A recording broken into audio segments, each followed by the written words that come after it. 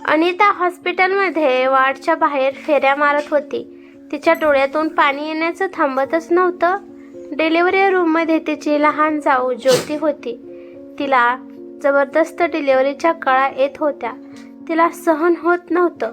ती मोठमोठ्याने वेदनेने ओरडत होती.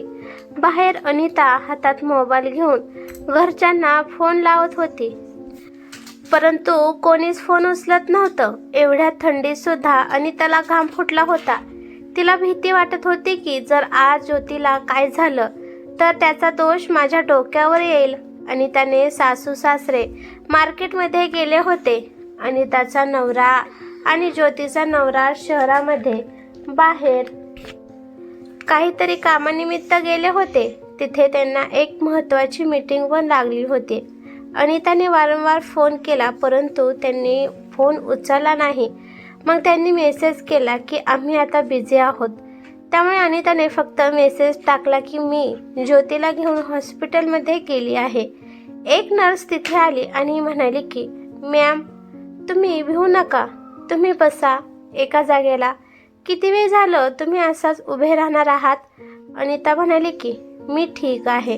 ज्योतीच्या आवाजाने अनिताचं मन धडधड करत होतं. तिचे डोळे ज्योतीच्या वार्डच्या रूमकडेच लागले होते. तेव्हा एक नर्स अनितापाशी आली आणि म्हणाली की तुम्हाला डॉक्टरांनी बोलवलं आहे. अनिता पळतच खोलीमध्ये गेली. तेव्हा डॉक्टर म्हणाले की हे बघा, वेळेनुसार आपल्याला काम करावे लागेल, कारण का बाळाचे ठोके कमी पडत आहेत. जर तुम्ही जेवढ्या लवकर होईल शकेल तेवढे या कागदावर साईन करा. आम्हाला ज्योती मॅडमचं सिजर करावं लागेल. आणि त्याला पेपर पाहून तिचे हातपाय थरथर कापू लागले. डोळ्यातून अश्रू वाहू लागले. तेव्हा नर्स म्हणाली, हे बघा, तुम्ही जेवढ्या लवकर साईन करचाल तेवढ्या लवकर बाळ आणि पेशंट दोन्ही पण व्यवस्थित होतील. अनिताने आपल्या डोळ्यातील पाणी पुसलं आणि त्या पेपरवर साईन केली. साईन केल्यावर अनिता नर्सला म्हणाली की हे घ्या पेपर, परंतु माझ्या लहान जावेला आणि तिच्या मुलाला काहीसुद्धा होता कामा नये. मॅम, तुम्ही अजिबात काळजी करू नका, सगळं ठीक होईल. तुम्ही फक्त देवाला प्रार्थना करा. झालं असं की 5 वर्षापूर्वी अनिताचं सागरसोबत लग्न करून कोळी कुटुंबात आली होती. सासरचे सगळे खुश होते. तिला पाहिल्यानंतर सगळ्यांपेक्षा सासू खूप खुश होती, कारण का अनिता खूप धनदौलत घेऊन आली होती. अनिताच्या वडिलांनी एक एक करून तिला सगळ्या वस्तू दिल्या होत्या. सासूने अनितावर घरातल्या जिम्मेदाऱ्या अशा सोपवल्या की जसं आजपासून फक्त तिचाच या घरात अधिकार आहे. अनिताने सुद्धा घरातील सगळी जिम्मेदारी हातात घेतली. लग्न झाल्यानंतर 1 वर्षानंतर तिला एक मुलगी झाली. पण मुलगी झाल्यानंतर डॉक्टरांनी सांगितलं की अनिता आता परत आई होऊ शकणार नाही, नाहीतर यांच्या जीवाला धोका आहे. या घटनापासून अनिताच्या जीवनात खूप बदल झाले. नातूची आस लावून बसलेल्या सासूबाई आता अनिताला अपशकुनी म्हणू लागल्या. सासू कधी अनिताच्या मुलीला प्रेमाने जवळ घेत नव्हती. सागरला आपल्या आईबद्दल सगळं माहीत होतं, तरी पण तो अनितालाच समजावण्याचा प्रयत्न करायचा. म्हणत होता की तो आईचं बोलणं मनावर घेत जाऊ नको. जसा टाईम जाईल तसा आईमध्ये बदल होईल. तू फक्त धीर ठेव. अनिताचा दीर राज, त्याच्या मनात आपल्या वहिनीबद्दल खूप आदर होता. तो अनिताच्या मुलीचा खूप लाड करत होता आणि जेव्हा त्याची आई आपल्या वहिनीबरोबर वाईट वागत होती तेव्हा तो आईला 4 गोष्टी समजावून सांगत होता. 2 वर्षानंतर राजचं लग्न ज्योतीसोबत झालं. सासू खूप खुश होती, परंतु सासूने अनितावर खूप अत्याचार केला. सासूने अनिताला सांगितलं की काही पण करून तू लग्नाच्या कार्यक्रमात हजर राहायचं नाही. राजच्या लग्नात सासू नेहाताईने अनिताला किचनच्या बाहेर निघूनच दिले नाही. पाहुणे तिला बाहेर बोलत होते, परंतु नेहाताई काही ना काही कारण सांगून तिला आतमध्ये जा म्हणून सांगत होत्या. हे सगळं पाहून अनिता पण बाहेर येत नव्हती. नेहाताईने अनिताला वॉर्निंग दिली होती की तिची सावली तिच्या मुलावर आणि होणाऱ्या सुनावर पडता कामा नये. लग्न झालं. तिची बारकी जाऊ ज्योती घरात आली. दोन्ही जावांचं खूप जमत होतं. लग्नाच्या 2 वर्षानंतर जेव्हा ज्योती प्रेग्नेंट झाली तर 9व्या महिन्यात डोहाळे जेवण करायचे होते. त्यामुळे 2 दिवस आधी नेहाताईने अनिताला खोलीत बोलवलं आणि म्हणाल्या की, हे बघ अनिता, कुणीतरी म्हणलं आहे की एक वेळेस वांज असणाऱ्या बाईचा चेहरा बघितला तरी काही होत नाही, परंतु ज्या बाईला वंश नाही त्या बाईचा चेहरा पण बघितलं तर ते पाप आहे. त्यामुळे मी काय म्हणते ते ऐक. तू ज्योतीच्या डोहाळे जेवणाच्या आधी तू तुझ्या माहेरी घरी जा. तुझं येथून माहेर पण अर्ध्या तासावरच आहे. मी माझ्या बारक्या सुनावर तुझी सावलीसुद्धा पडून देणार नाही, आणि जर पडली तर काहीतरी अपशगुन होईल. आणि तुझ्या नवऱ्याला सागरला हे सगळं सांगू नकोस. त्याला काहीतरी दुसरं कारण सांग. आणि डोहाळे जेवण झाल्यानंतर 2-3 दिवसांनी तू आली तरी चालेल. अनिता त्या दिवशी एवढी रडली की त्या रडण्याला कोणतीच सीमाच नव्हती. तिने कधीच विचार केला नव्हता की मुलाला जन्म नाही दिल्यामुळे माझं आयुष्य एवढं बेकार असेल. तिची सासू सारखा तिचा अपमान करेल. अनिता त्या दिवशी माहेरी चालली होती. ज्योतीने जाण्यासाठी मनाई केली होती, परंतु अनिता म्हणाली की माझ्या आईची तब्येत खराब आहे, मला जावेच लागेल, त्यामुळे ज्योती तिला पाठवते. आपल्या मुलीला अचानक आलेलं पाहून आईने विचारले, परंतु अनिता म्हणाली की काहीच कारण नाही, असेच आले आहे. तुला आणि बाबाला पाहायचं होतं त्यामुळे आली आहे. तिचे वडील हार्टचे पेशंट होते, त्यामुळे जर तिने काय सांगितलं तर विनाकारण आपल्या वडिलांना त्रास होईल, त्यामुळे ती काही सांगत नव्हती. दुसऱ्या दिवशी सकाळी 11 वाजता तिच्या जावेचा ज्योतीचा फोन आला. तिकडून ती म्हणाली की ताई, माझ्या पोटात खूप दुखत आहे. काय झालं आहे ज्योती, तू रडत का आहेस? ताई, मी आता तुम्हाला काही सांगू शकत नाही, तुम्ही लवकर घरी या. अनिताने आपल्या आईला सांगितलं की आई, तू मुलीचं ध्यान ठेव, मी आता लगेच येत आहे आणि आल्यावर सगळं सांगेल. अनिताने रिक्षा केली आणि सासरच्या घरी पोहोचली. ज्योतीला घेऊन त्याच रिक्षामध्ये बसून हॉस्पिटलमध्ये गेली. रस्त्यामध्ये ज्योतीने अनिताला सांगितलं की उद्याच्या डोहाळे जेवणाच्या कार्यक्रमासाठी काहीतरी खरेदी करण्यासाठी सासू सासरे बाहेर गेले आहेत. सागर आणि राज पण काही कामानिमित्त बाहेर गेले आहेत. तेवढ्यात नर्सच्या आवाजाने अनिता विचारातून बाहेर आली.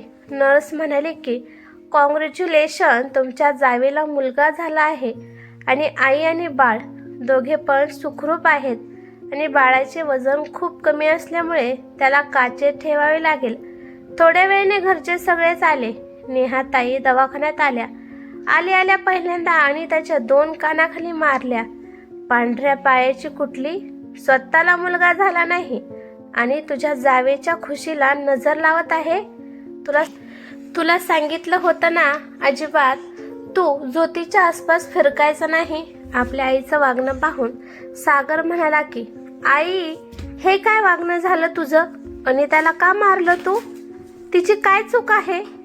हीच ना ती ज्योतीला घेऊन हॉस्पिटलमध्ये आली आहे. तू गप बस. बायकोचा बैल कुठला? तू तुझ्या बायकोचं कौतुक मला सांगू नकोस.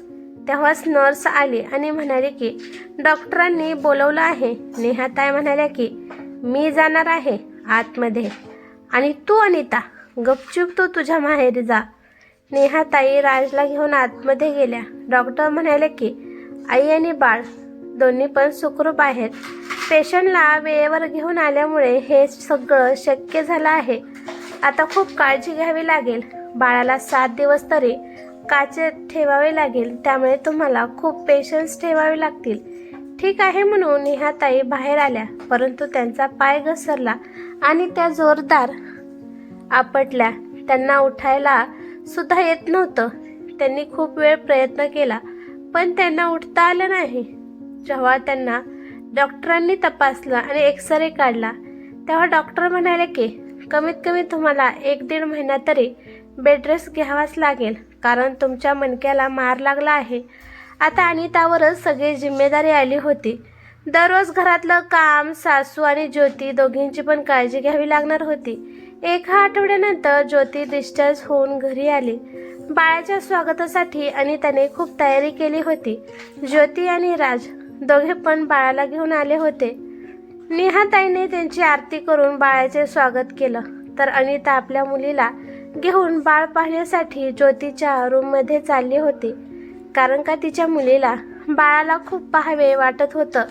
जेव्हा ती मुलीला घेऊन ज्योतीच्या बेडरूमच्या उंबऱ्यापाशी गेली तोपर्यंत सासूचा पाठीमागून आवाज आला, तुला किती वेळा सांगितलं आहे, तू आणि तुझी मुलगी माझ्या लहान सुनेपासून आणि माझ्या नातवापासून लांब राहायचं म्हणून. एवढं अपशकुन करून तुझं मन भरलं नाही का? अजून सांग, अजून काहीतरी करण्याचा इरादा आहे का तुझा? नेहाताई रागात मोठ्याने आवाज करत आणि त्याला बोलत होत्या. नेहाताईचा आवाज ऐकून सगळेच बाहेर जमा झाले आणि त्याला आशा होती की आता तरी सासूबाई बदलतील, पण सासूबाईमध्ये कोणताच बदल झाला नव्हता. अनिताच्या मुलीचा खुश झालेला चेहरा एकदम नाराज झाला. अनिता स्वतःला कंट्रोल करू शकली नाही आणि ती रडू लागली आणि तेथून जाऊ लागली. तेव्हा ज्योती म्हणाली, थांबा ताई, तुला सांगितलेलं कळत नाही अनिता, आतमध्ये जा. आणि तू पण ज्योती आतमध्ये जा. आजपासून तू ज्योती आणि तिच्या बाळाचं बाबतीत कोणतंच काम करायचं नाही. ताई, मी तुम्हाला सांगितलं आहे ना थांबा म्हणून. आणि तिने जाऊन आपल्या मोठ्या जावचा हात पकडला. ताई, तुम्ही एवढं गप्प बसून तुमचा अपमान कसा सहन करू शकता? काहीतरी तुम्हाला ॲक्शन घ्यावी लागेल. कधी कधी मोठी माणसे एवढी मजबूर करतात की त्यांना उत्तर देणं आपल्याला भागच पडतं. त्यांना त्यांची चूक समजून सांगावी लागते. ज्योती, तुला सांगितलेलं कळत नाही का? ऐकायला येत नाही का? आतमध्ये जा म्हणलेलं. हा आई, मला ऐकायला येतं आणि चांगल्या पद्धतीने ऐकायला येतं. मी तुमचं बोलणं अजिबात ऐकणार नाही. तुम्ही अनिता ताईचा सारखं अपमान का करत असता? आणि तुम्ही हे मानायला तयारच नाही की तुम्ही तुमच्या मोठ्या सुनेला कोणत्या पद्धतीची वागणूक देत आहात. तुम्हाला अनिता ताईचा चांगुलपणा दिसत नाही का? तुमचं बोलणं ऐकून अनिता ताईच्या जागेवर दुसरी कोण असती तर केव्हाच हे घर सोडून गेली असती आणि घरातील कोणतंच काम केलं नसतं. तुम्ही एवढं त्यांना बोलत असून सुद्धा त्या घरातील सगळी कामं करत आहेत. आणि अजून एक, माझ्यासाठी माझी जाऊ कधीच अपशगुनी नव्हती आणि कधी होणार सुद्धा नाही. आज यांच्यामुळेच मी, माझं बाळ आणि मी सुखरूप आहे. त्या जर वेळेवर नसते आल्या तर मी आणि बाळ या जगात नसतो. खरं तर माझी जाऊ माझ्यासाठी जीवनदाता आहे. त्यावेळेस जर ताईने फोन नसता उचलला तर मी आता इथं तुमच्यासमोर उभा नसते. तुम्हाला कोण म्हणतं की मुलगी जन्माला घातले की ती बाई अपशगुनी असते? मग तुम्ही देवीची पूजा का करता? मग तुमची आई आणि माझी आई सुद्धा अपशकुनीच आहेत की. कारण का तुम्हाला पण भाऊ नाही आणि मला पण भाऊ नाही. हे बघ ज्योती, तू जास्त बोलू नकोस. हे माझं घर आहे, त्यामुळे या घरात फक्त माझी मर्जी चालेल. नेहाताई रागात म्हणाल्या. तेव्हा मागे उभ्या असणारा सागर म्हणाला की, आई, तू बरोबर बोलत आहेस. हे घर तुझं आहे, तुझी मर्जी इथे चालेल. पण मी आता अनिताचा अपमान आणि छळ झालेला मी सहन करू शकणार नाही. त्यामुळे मी अनिताला घेऊन हे घर सोडून दुसरीकडे राहायला जाणार आहे. मोठ्या मुलाचं बोलणं आणि बारक्या सुनेचं बोलणं ऐकून नेहाताईला कळालं की आता आपल्या या घरात काही चालणार नाही. म्हणून त्या आपल्या रूममध्ये निघून गेल्या. एका आठवड्याने अनिता आणि सागर ते घर सोडून दुसरीकडे राहायला गेले. कारण का आता सागरला आत्मसन्मानाने राहायचं होतं. त्या घरात त्याच्या बायकोचा छळ होत होता. त्यांच्या घरापासून 15 मिनिटाच्या अंतरावर सागरने घर घेतलं. जाताना नेहाताईंनी त्यांना अजिबात अडवलं नाही. काही जणांच्या स्वभावाला औषध नसतं, त्याचप्रमाणे नेहाताईच्या पण स्वभावाला औषध नव्हतं. आता त्या घरात अनिता खूप सुखाने राहू लागली. ज्योती पण दिवसातून एकदा का होईना आपल्या जावेकडे जात होती आणि तिला कुठं जायचं असेल तर ती तिच्या बाळाला अनितापाशी ठेवून जात होती. कथा आवडल्यास लाईक शेअर करा आणि अशाच नवनवीन कथा ऐकण्यासाठी चॅनेलवरती नवीन असाल तर सबस्क्राईब करायला विसरू नका. धन्यवाद.